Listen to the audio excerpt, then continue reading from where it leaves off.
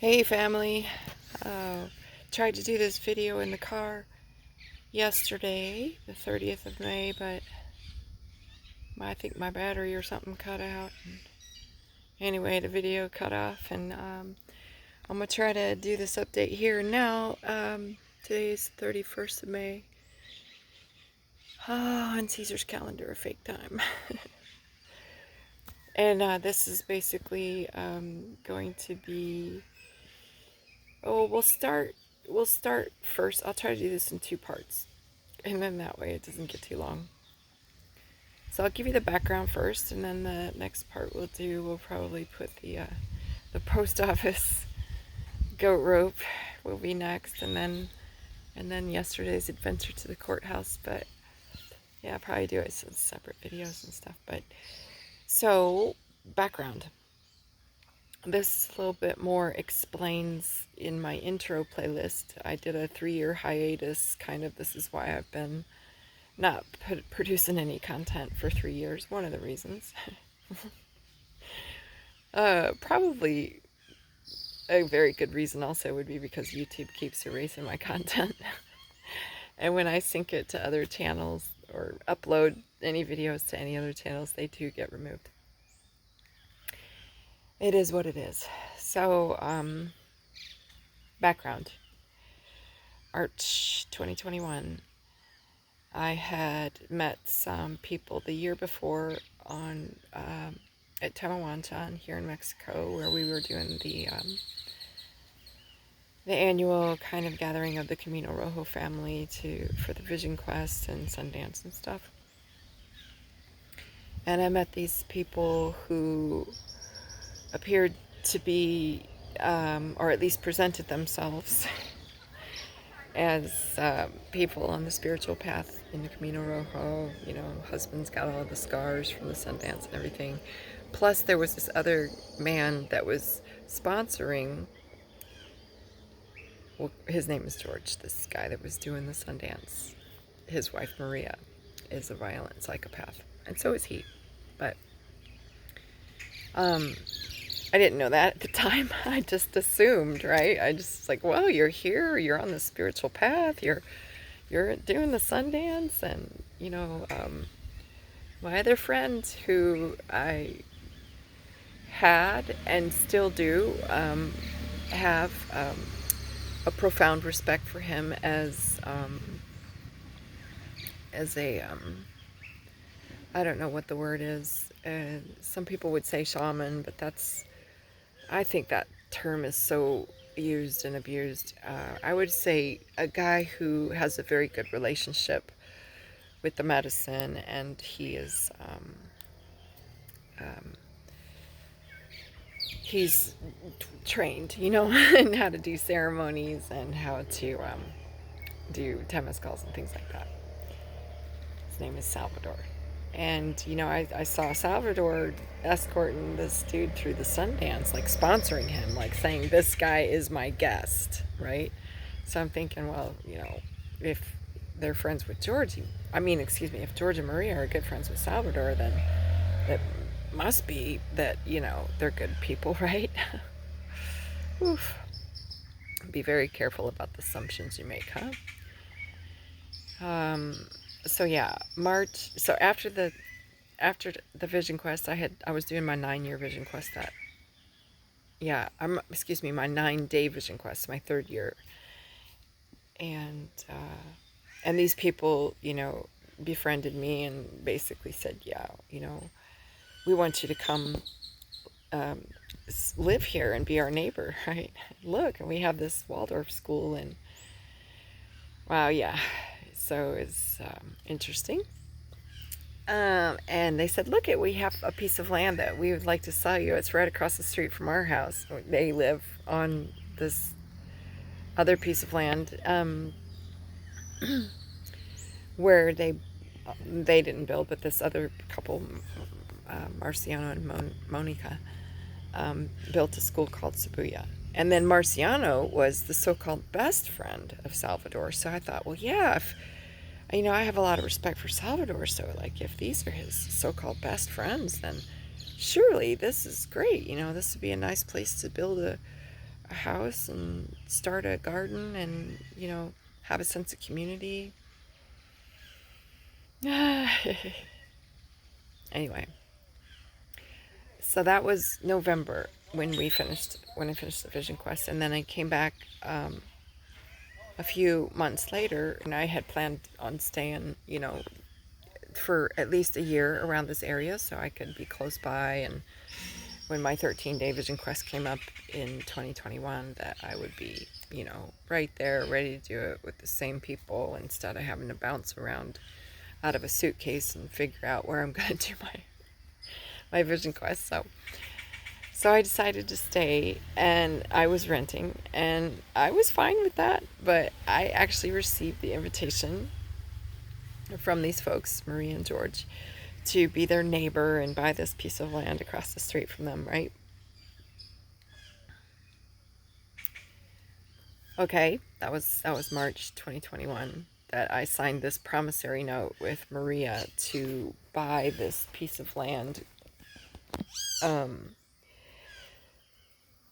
And she had papers and said, "Oh yeah, we'll do the escritory and the legal system." I said, "You know what? I don't want to do your legal system. I'd rather just avoid that because it's a big fraud. And if you say this is your land, you present yourself as the seller. I present myself as the buyer. We'll sign a bill of sale in front of the notary, have our signatures notarized or whatever, and just be done with it."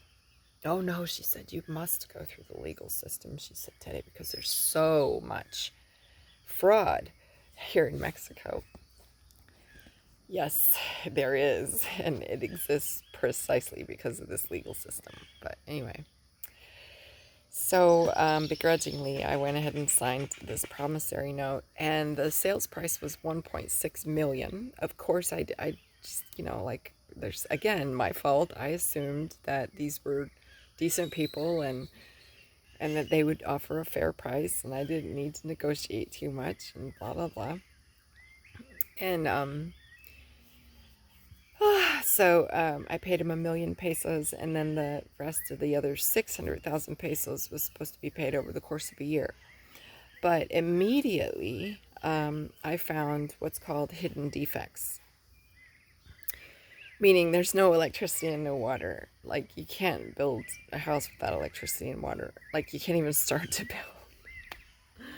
So that kind of defeats the purpose of me buying land if I can't start to build a house on it, because I can't, make payments to you for the land at the same time I'm paying for rent. So I need to get the house built, and, the budget's going to be tight, and now the budget is completely blown because of, I don't remember, it ended up being, oh gosh, close to 1,000,000 pesos for the contingencies I had to implement to deal with the electricity and the water issue. So that right there was grounds for dismissal of the promissory note, or at least revision, right? And then I came to find out a couple of months later that all the other parcels around me sold for 600,000 pesos, like 1,000,000 pesos less than what they asked me for.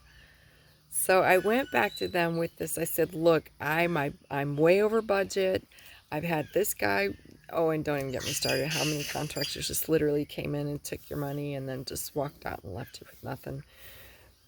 Put it this way: if you're going to build a house in Mexico and your price range that you're looking is for, just a everyday kind of run of the mill, nothing too fancy, couple $1,000,000 or couple million peso construction, you better make a budget for 8 million, because that's how much is going to be stolen from you, or in some way wasted, because shit, that people just don't have any integrity, right?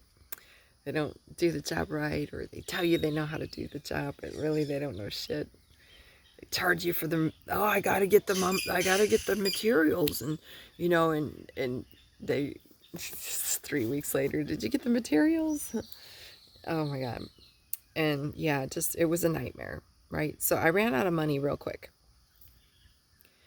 and I was having to take loans from the banks in the States, and quite a lot too. It wasn't just a for $5,000. It was like $50,000, $60,000, $70,000 loans with interest, just so I could keep up with payments to the builder and pay for all these hidden defect contingencies and deal with all the contractor theft and, just all that.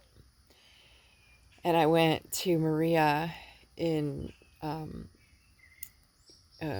want to say it was like August of the 5 months after we signed the promissory note. I was like, look, Maria, let's renegotiate this price. Number one, hidden defects. Number two, comparable property lots around here, the same size lot as mine, 600,000. You've received $1 million, which is almost double what the value of the land is. And later I came to find out that it's actually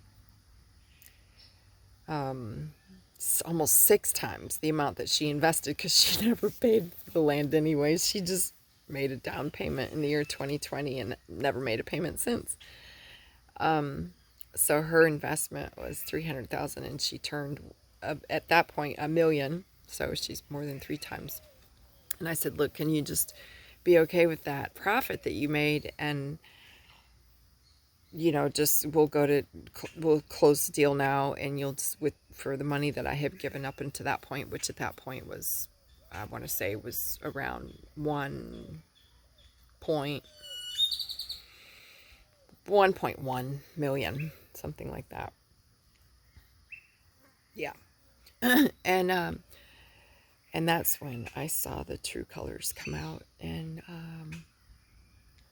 she was very adamant about she would not negotiate the price. And even though it says right here in the contract that, like, if there's hidden defects, or if I run out of money because of the hidden defects that you failed to disclose, and because of all these other extenuating circumstances that are out of my control, and I can't continue to make payments, then I have to abandon the construction. Or you just, in that case, in the next clause of the promissory notes, is that there must be renovation in the case of eviction. So let's just say hypothetically, I did get my house finished and I didn't have any more repairs, which wasn't the issue at all.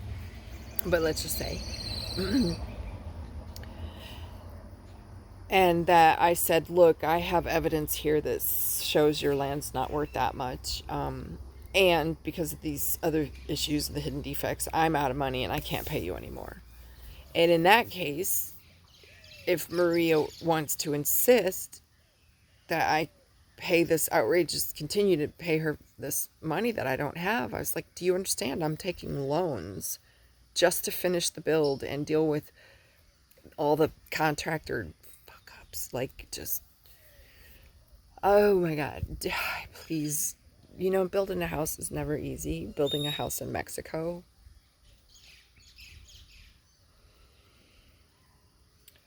no words. No words. Come on, y'all. This is Mexico. It's the land of NQR. Not quite right. Like, nothing and nobody works like it should do. Or like they claim to do, or should. I don't know. I'm digressing. So, bottom line, according to the contract, is if I come to her and say, look, I cannot continue to keep these payments up on the contract. Let's make a decision. We have a choice. You either take this price that I've given you this far and revise the contract and be happy with the profit that you received, or if you're not happy and you want to continue to force me to continue to ask me to pay for the land, and I can't do that, then this comes under the clause of eviction. So, and it says right there in the promissory note, in the case of eviction, there must be paid for renovation. So, like, you can't just invite somebody to come build a house and then tell them for whatever reason you're evicting them. You have to compensate them for their capital investment upon your property, which dramatically increases the value of your property. So on top of the profit you've already got, now you're going to get the profit of the piece of real estate. So you need to give me back my money, at least, right? and pay me for the construction. And then you can have your land back, right? No, she wouldn't do that either. Because she's just, well, anyway. So I said, look, I'm telling you how it is. You go and think about it. You go and find, take a look at the prices of the land around here, and you tell me, can you explain to me or provide some sort of material evidence to indicate to me that the land that my house is on is 5 times more valuable than the land other people's houses is on, like right in the same neighborhood. And if you're not willing to renegotiate the price based on actual, and she's like, no, my attorney said I could get 1.6 million because the attorney is inflating the price based on an 8-year projection into the future about what the price of the property might be 8 years into the future. This is how they create the bubbles. They make these inflated prices, and then of course, they get their commissions based on the sales price, so why not jack it up way over market value? But then once they create these bubbles and jack up the prices, then most people can't afford to buy a house, and then they have to go to the bank to take out a loan. See, it's all a big vicious cycle. And then the people go out to the bank to take a loan because it's too expensive. Like, you can't even, maybe you got the cash to buy the land, but there's nothing after that. Anyway, so and then when the banks get involved with all the interest in the mortgage and stuff like that, then you've got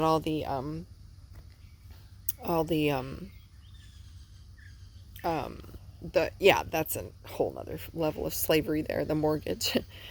And then of course, if the bubbles in the market, not if, but when they get popped, then the market crashes, and it's all codification and making a market out of everything, right? And anyway, so this is really jacked up price and everything. I was like, well, okay, you don't want to revise the price, and you don't want to respond for renovation in the event of eviction. That's pretty much your only 2 choices at this point. It's one or the other. It's because you can't get blood out of a turnip.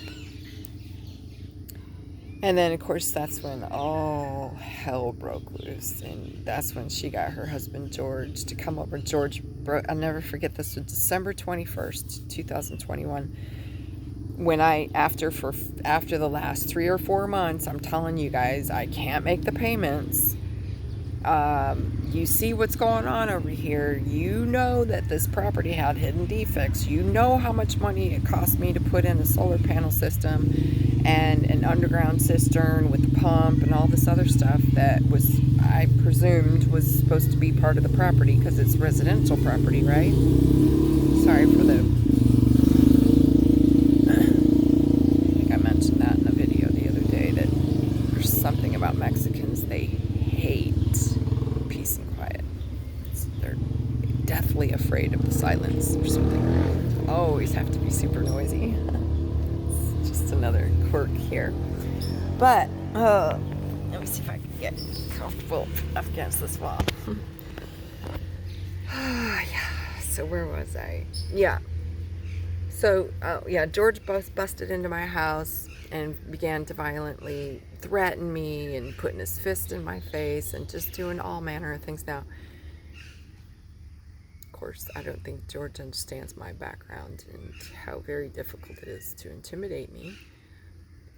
But especially him, because he was like, I could almost eat soup off of his head. Like, he's like a short little, I don't know. Definitely, let me just say, he wouldn't require very much to deal with. But I don't want to be violent, right? And so he's bringing this violence to me, barges into my house. Him and Maria were both there for 4 hours. They wouldn't leave. I didn't have a phone number, whatever. I didn't know how to call the police, because I don't call the police. I usually deal with shit myself. But I just didn't know what to say. He shut off my electricity, shut off the water, told me to get out of his house if I couldn't continue to make payments to him. That's what he said. So at that point, I realized, I didn't want to realize this, but because the little hints were dropping along the way, but eventually, you know, the masks came off and the real true colors were flying high. Anyhow, so I just basically said, Maria, look, I don't think that you're capable of understanding the ramifications and the conditions and terms that are outlined in this promissory note because you don't have any legal background, and that's fine. That's totally fine. But then put me in touch with your attorney so I can have a word with him or her. So she eventually did put me in touch with her attorney. And I contacted him, and we arranged a meeting of co-counsel because I'm not represented in the legal system. I present myself in all my claims, and I do so with competence, intelligence, and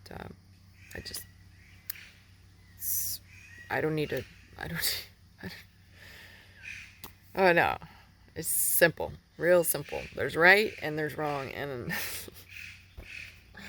not interested in the legal fiction system to turn everything upside down.